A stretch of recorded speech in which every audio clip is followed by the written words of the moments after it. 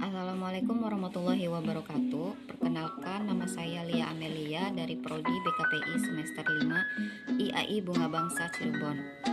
Di sini saya akan mempresentasikan hasil PowerPoint saya uh, untuk memenuhi tugas mata kuliah pengembangan pribadi dan profesi konselor yang diampu oleh dosen Ibu Sulistianingsi MPD. Oke, baik. Di sini saya akan menjelaskan tentang BNN. Badan Narkotika Nasional adalah sebuah lembaga pemerintahan non-kementerian Indonesia yang mempunyai tugas melaksanakan tugas pemerintahan di bidang pencegahan, penyalahgunaan, pemberantasan, dan peredaran gelap psikotropik, prekursor, dan narkotika ataupun zat adiktif lainnya. Oke, di sini saya akan menjelaskan tentang pengertian narkotika, psikotropika, dan zat adiktif lainnya.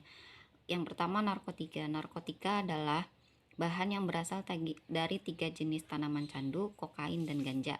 Kemudian yang kedua ada psikotropika. Psikotropika adalah bahan lain yang tidak mengandung narkotika, yang merupakan zat buatan atau hasil rekayasa yang dibuat dengan struktur kimianya. Oke, kemudian ada zat adiktif lainnya, yaitu zat atau bahan selain narkotika, psikotropika yang apabila disalahgunakan dapat mengakibatkan ketergantungan dan dapat merugikan bagi dirinya sendiri dan lingkungannya. Oke, menurut Undang-Undang Nomor 35 Tahun 2009 tentang narkotika, jadi narkotika dibagi menjadi 3 golongan. Yang pertama itu narkotika golongan 1.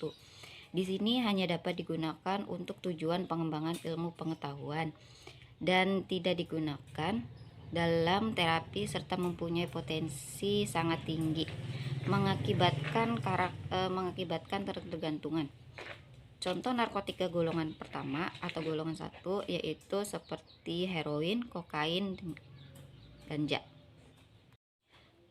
Dan narkotika golongan 2 ini berkhasiat sebagai pengobatan, digunakan sebagai pilihan terakhir dan dapat digunakan dalam terapi dan atau untuk tujuan pengembangan ilmu pengetahuan. Kemudian narkotika golongan 2 ini mempunyai potensi tinggi mengakibatkan ketergantungan. Dan contoh dari narkotika golongan 2 yaitu morfin dan kokain.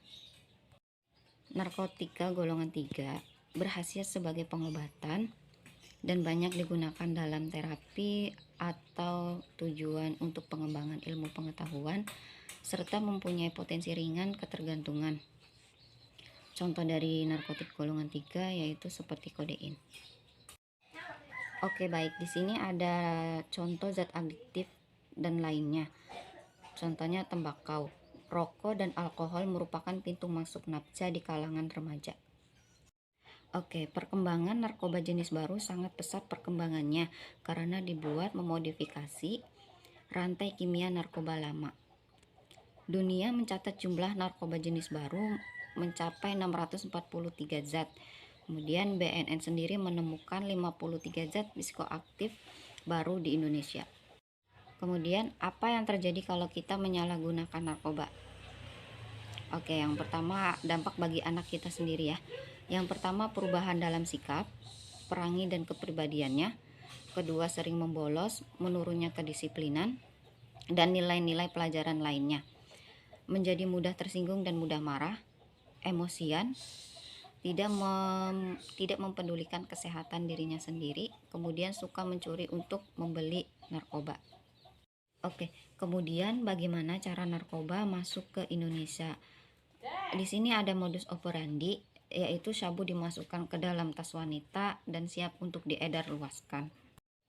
Kemudian ada juga narkoba yang dimasukkan ke dalam rambut. Oke, kemudian apa sanksi penyalahgunaan narkoba?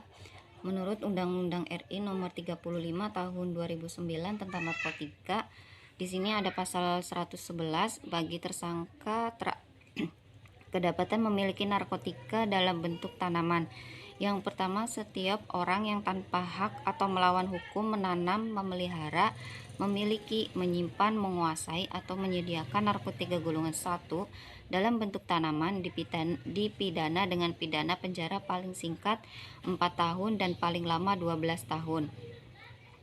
Dan pidana denda paling sedikit 800 juta dan yang paling banyak 8 miliar rupiah. Kedua, dalam hal perbuatan menanam, memelihara, memiliki, menyimpan, menguasai, atau menyediakan narkoba golongan 1 dalam bentuk tanaman sebagaimana dimaksudkan pada ayat 1, beratnya melebihi 1 kg atau melebihi 5 kg. Pelaku dipidana dengan pidana penjara seumur hidup atau pidana panjang paling singkat 5 tahun dan paling lama 20 tahun. Oke, lantas bagaimana peran orang tua dalam pencegahan narkoba sejak dini? Yang pertama, bisa mempelajari masalah narkoba itu sendiri. Kedua, pola hidup sehat dalam keluarga. Ketiga, orang tua bisa menjadi teman diskusi dan menjadi tempat bertanya bagi sang anak. Kemudian dorongan semangat untuk mencapai prestasi. Kemudian yang terakhir, memberikan kebebasan dalam batas kemampuan sang anak dan tetap dalam pengawasan yang bijaksana oleh orang tuanya. Oke, baik, sekian penjelasan atau presentasi dari saya. Kurang lebihnya saya mohon maaf. Wabillahi taufik wal hidayah. Wassalamualaikum warahmatullahi wabarakatuh.